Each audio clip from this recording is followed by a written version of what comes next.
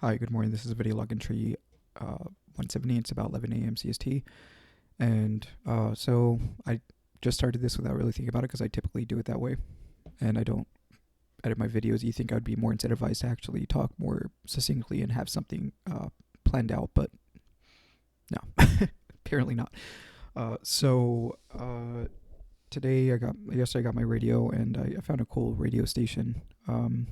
I think it was like 105 point something. It's punk rock and I think it's like punk rock, classic rock. There was also some alternative rock as well as more underground stuff, which was nice. I usually don't like having to listen through the typical cycle of music that most stations play. And I think there was also a band called Something Girls, and they were cool. They were a British punk band, and I like punk rock, so it's nice listening to that while I'm doing other things on, like, I don't know, if I'm busy doing casual stuff, if I have to do like deep focus stuff like coding and whatnot that I probably wouldn't have usually any music. Maybe like background deep focus music or whatever, and that usually helps out with me focusing on things. But this I just like having a radio because when I'm doing more casual things in the morning, I can listen to the weather and all that stuff and just music in general. I had some slight issues with it because I had it connected to my power surge, and that created a lot of extremely loud static or noise. So I had to connect it through my outlet, and that's reasonable, I guess. I don't know why that would have been the issue. I don't know if there's an intuitive way, but I had to plug it into the actual outlet as opposed to a power surge. Uh, yeah. So aside from that, um, I guess I tried playing Guild Wars 2 yesterday, and I tried getting into the story, and it was fun at all. I'm gonna try to. I don't know. It's hard. I'm not sure if I think I just had to get myself back into the groove of playing games. And I think games are fine as long as I prefer not to have my mind on in idle because I tend to daydream a lot. So how I mitigate that is by listening to podcasts and music and just constantly keeping my head busy, as opposed to being in a more daydreamy slash passive state, which typically works. It typically works. Yeah, I mean, I also went to the grocery store because I had nothing better to do. I usually go through this algorithm as well. I'm just sitting here and daydreaming.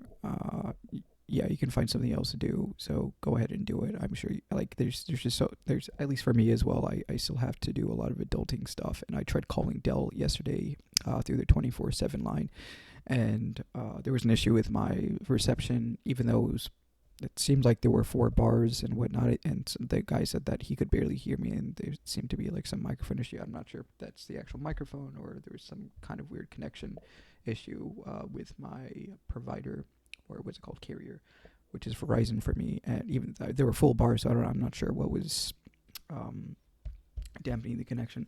Actually, I was thinking like maybe it was a radio. I don't know. I don't think that would make any sense. Maybe it would because I had my antenna up.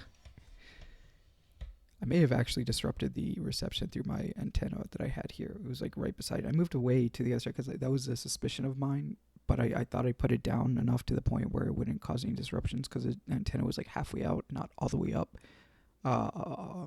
So I don't know. And then I went to the back section just to see if the reception was the same over there.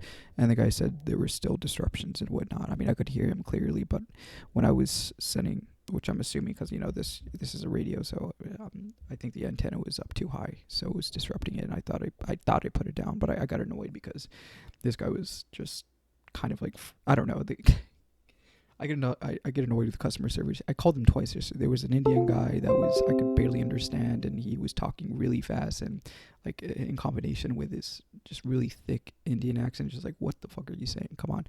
And then the second guy was nice, but at the same time he couldn't hear what I was saying, and then he was freaking out because he hear me, and I'm not sure. It's like maybe it's recorded, so he has to act like he cares. I am assuming working with a big company like that, you have to be in your best behavior, especially in the customer service industry, because all of it's recorded. So I think there's like this set of guidelines that you have to do, especially if you're entry level and whatnot, to make yourself seem more appealing and whatnot, I'm assuming. So this guy was being weird and extremely subservient. I was like, okay, this guy's annoying the shit out of me.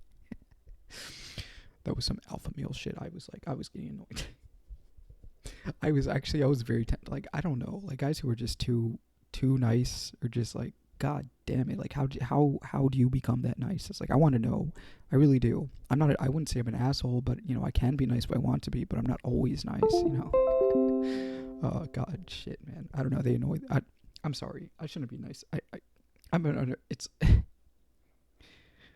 he seemed nice. He was doing his job, and again. I think it was just the situation at hand, and he's probably going up the corporate ladder. So, God, thank God I'm not in the corporate environment.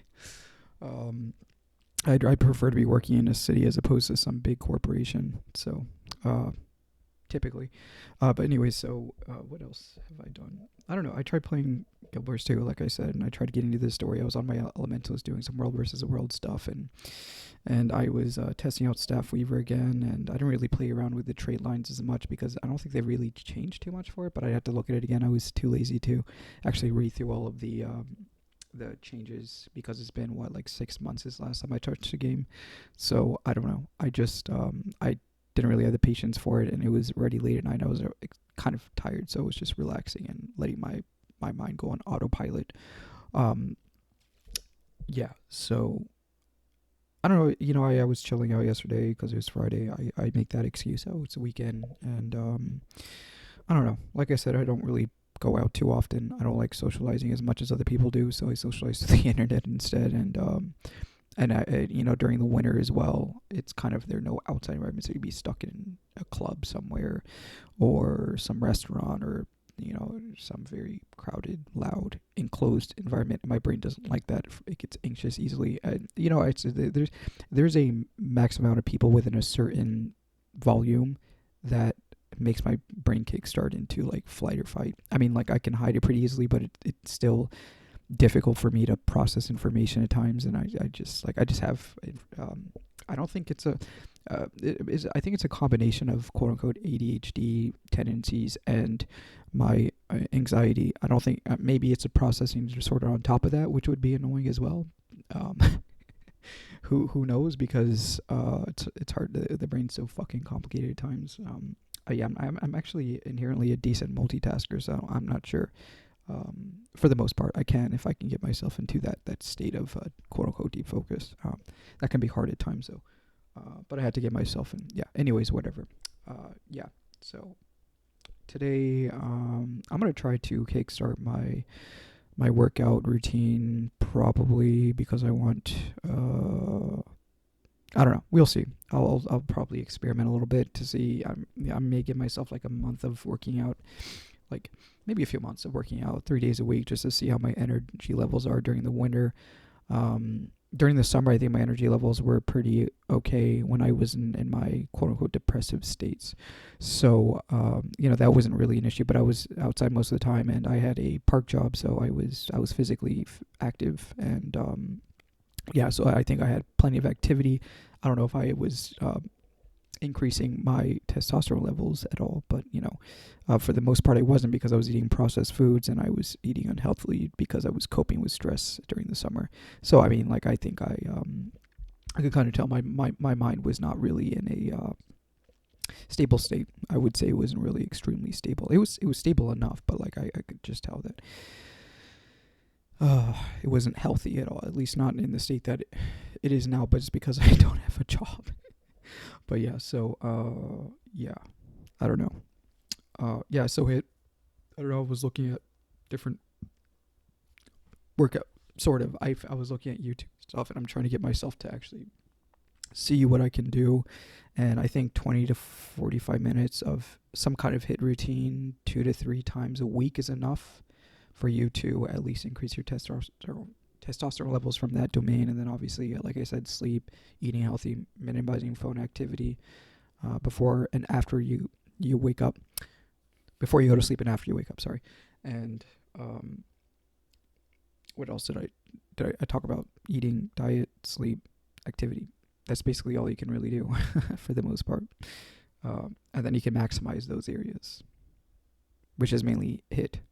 And then diet, of course, is reducing sugars and carbs and maximizing protein and cholesterol as well. Apparently, cholesterol helps out with testosterone. I don't know if it's true or not, but yeah. And of course, again, their genetic predispositions. There are guys who tend to have more estrogen in their circuitry more than the other side. It's just, genetic variability, right? Those are things you can't really deal with, but it's good to at least as maximize as much as you can to keep your energy levels stable and to sharpen your focus and concentration through those avenues and whatnot. So, yeah, I guess I'm like really into like the whole self-improvement thing for whatever reason. I guess I just like being a better human. I like that kind of stuff. So yeah, it's Saturday. Still working on the game stuff, and I've been procrastinating on that a little bit. Just because I had this new setup and I was playing video games, and then I was looking into Dida, and I'm going to go back to the menu functionality that I was playing around with on SDL2 using C, and I'm sure anybody that pays attention to this would know what I was talking about a few videos ago. And yeah, and then my brother's bugging me about backend. I don't know. I'm not interested in backend. Maybe, I don't know. I'm not really a big fan of like backend and just web development stuff, but we'll see. I will try, because I haven't given myself enough time to say that I really like it. So I'm going to give myself probably like another month or so, but I think my focuses are more on low-level stuff like hardware and low-level game development and using C, Rust, and C++, low-level languages, of course. And yeah, I think I just like low-level a lot more in comparison to backend. I mean, you can do low-level for backend too, with server logic, but it's still not my cup of tea. I don't like, maybe if I tried getting a certification for network stuff from CompTIA or Cisco, then maybe I would be more interested.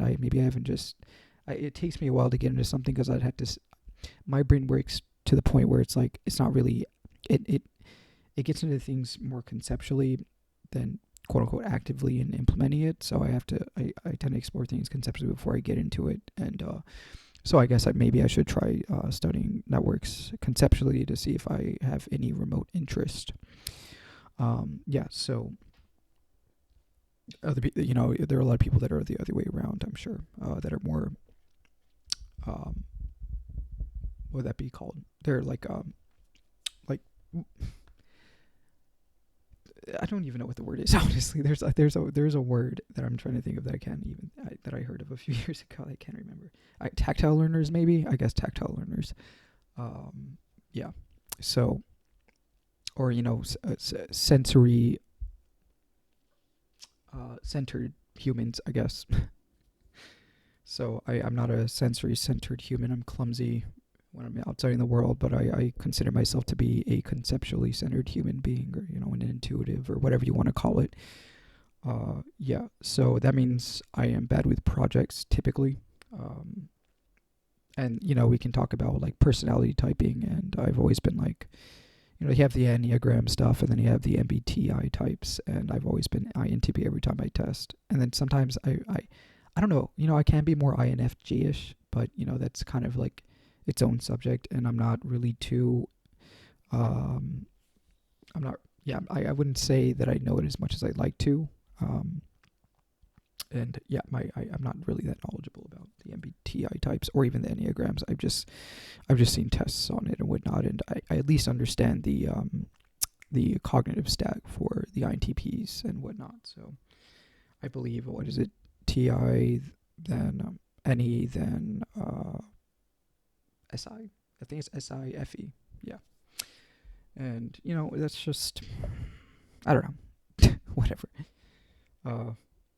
So, I don't know. Psychology can be interesting. But I'm not really well read in psychology either. Although I think I wanted to, at one time, read Robert Sapolsky's Behave. I believe he's a professor from Stanford, and he studies behavioral biology or psychology. I think it's behavioral psychology. Behavioral biology doesn't make any sense, does it? Yeah, so it's behavioral psychology, and he's really into that kind of stuff. And I think he spent like years studying primates and seeing the parallels between primates and humans. So he knows basically the carnal functions of human beings, I guess, or maybe not carnal, but primal functions of human. I was trying to use a different word, primitive.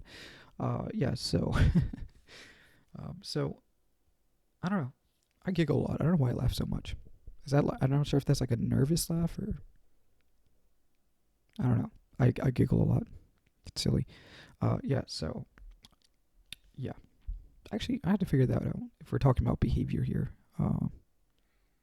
probably a nervous laugh. That kind of sounded like a nervous laugh because I'm kind of sort of criticizing myself at the same time as I'm trying to figure out the right. I don't know. I don't know. Yeah. So, and also like I've been another thing. I have so many things that I just keep getting myself into. I want to explore the topic of masculinity more. People tend to distinguish toxic masculinity from actual masculinity, and that what they call it, hypertrophy or something, I think, is when you basically focus on one part of an aspect of masculinity because you don't feel like you have confidence in the other aspects of masculinity. So you're not approaching masculinity from a holistic perspective. And for you to do that, I believe you just have to inherently accept the fact that you may not be that you're imperfect, right? Like any other human being, you're imperfect. You can polish the rugged ends and rugged or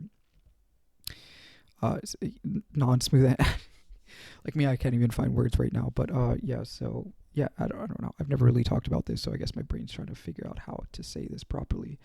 But yeah, it's like it's like being holistic. You have to go through the process of self acceptance, and just because of the fact that you have to be self-aware of the fact that you're not perfect.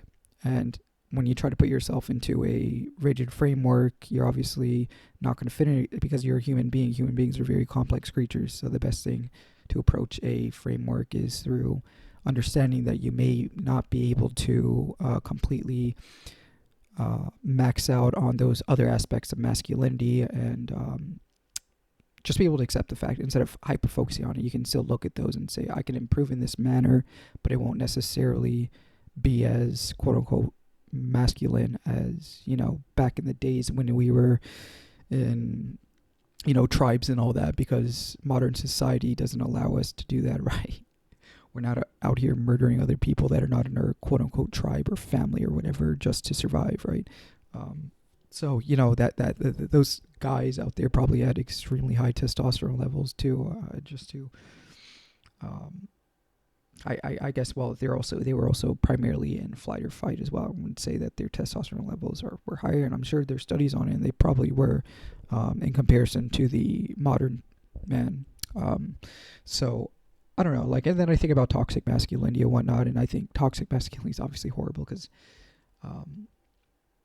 I don't know, it's just, I don't understand the manosphere. I think they tend to fixate on certain parts of masculinity and not accept the fact that, that's great and all, but, for you to be a whole human being, you have to accept your your feminine and your emotional side, and just know that it's there. And I think there are guys out there that know that it's there, but they tend to hide it away from women because they're afraid that women will not accept them for who they are because they're less masculine. And I think in a traditional role between a man and a lady, the man's usually the masculine type because they're more likely testosterone levels, right? They're actually built differently biologically in comparison to women. And I think that's great. And yeah, I don't know. I think guys usually just overthink the whole relationship thing in masculinity and trying to max certain things like just being like the hypertrophy, right? Basically trying to be as masculine as possible from the societal perception of what masculinity is, even though it's not necessarily that. I think masculinity is a lot more than that. They're empathetic, and they can be sensitive and vulnerable, and they can be just as feminine, not just as feminine as women. They tend to have, I think their brains tend to suppress emotional aspects more, but they can still be sensitive and emotional in a more stable manner. I think women tend to be, of course, quote unquote, more sensitive, which is why they like having men in their life, because they can actually contain them properly, to make them feel safe, right? That's their biological stack, is for them to feel safe somewhere. whereas men tend to be the more provider slash protector type and whatnot, through showing competence. And I think the biggest one nowadays is just by showing some kind of competence, whether it's like self-awareness or just being highly skilled at something, and eventually just by being intelligent and being self-aware and having some form of status in the world, slash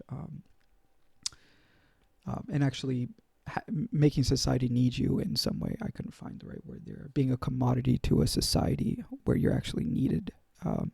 That is probably the best way for you to kind of polish those rugged edges to make yourself, quote unquote, more masculine, and the more modernized version of masculinity. It's still there, but a more subtle version of it. It's not as crazy as it was back then during the Stone Age and whatnot.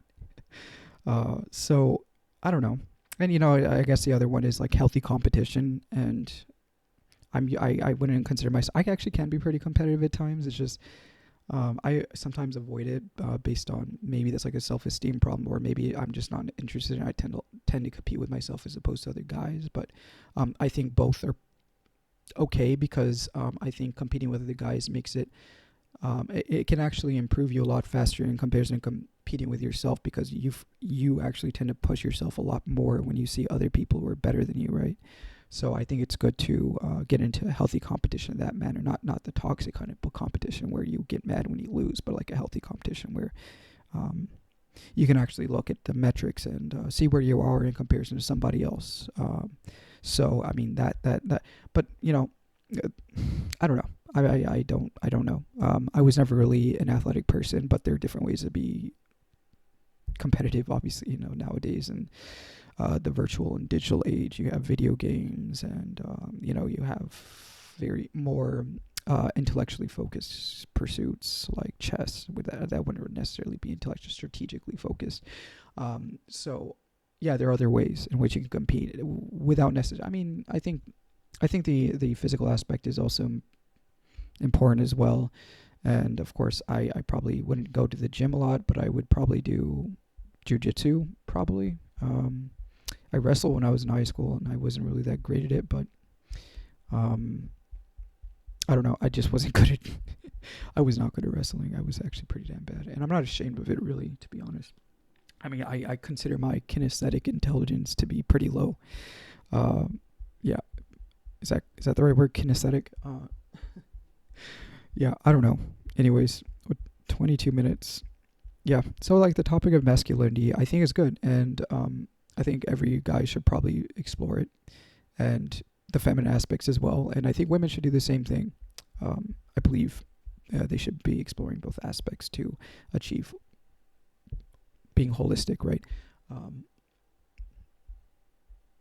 And then obviously you're going to have your polarity, right? The masculine versus the feminine polarity. And yeah, anyways, it can go the other way around depending on the kind of guy and what their genetic predisposition is. It's kind of hard to tell, but you shouldn't be necessarily trying to change yourself too much. I mean, again, that's like another topic. It's like how much should you change yourself to the point where it actually becomes detrimental to your psyche, right? And that's kind of hard to tell. I mean, I wouldn't necessarily say it's hard to tell. I think through just existing and being self-aware, you'll understand where it's at.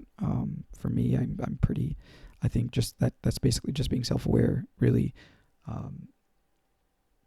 Yeah, and accepting the things that you have, and it's like basically what I said. It takes a lot of experimentation, because it's really hard to analyze. It's more of a like feel through it process. You know what I mean?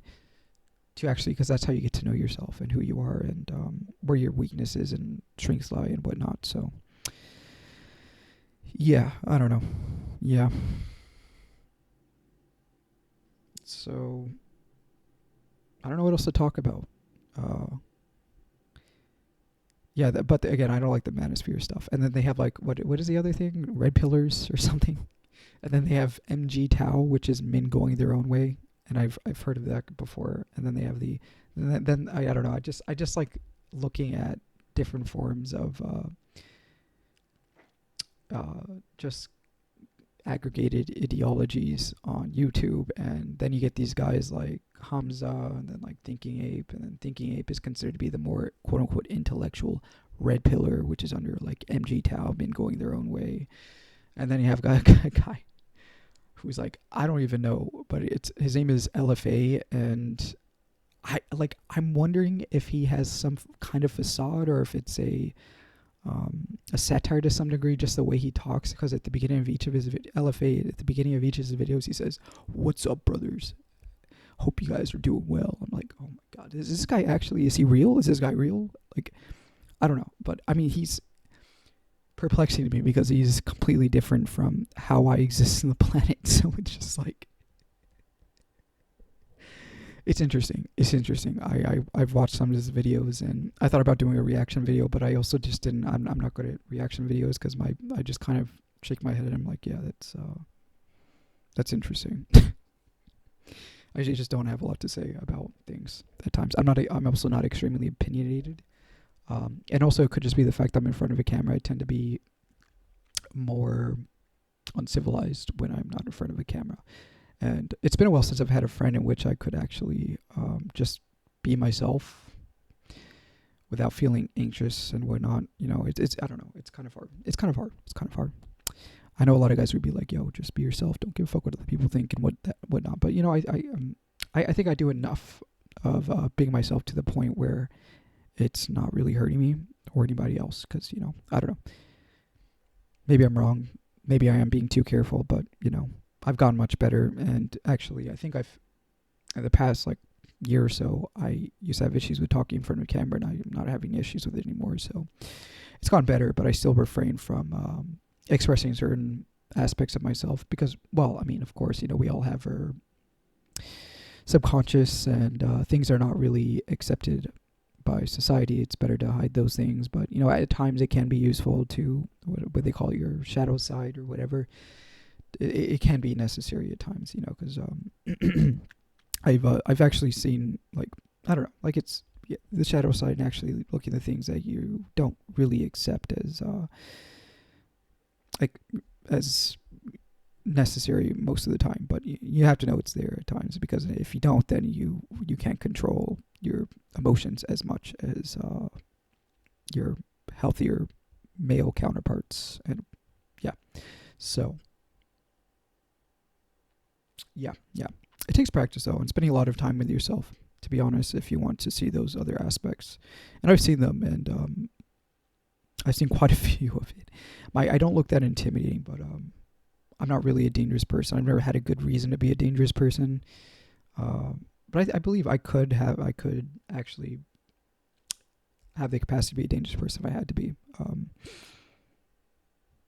to be. But you know, we're all civilized here. So, anyways, I hope you guys have a wonderful Saturday. Bye.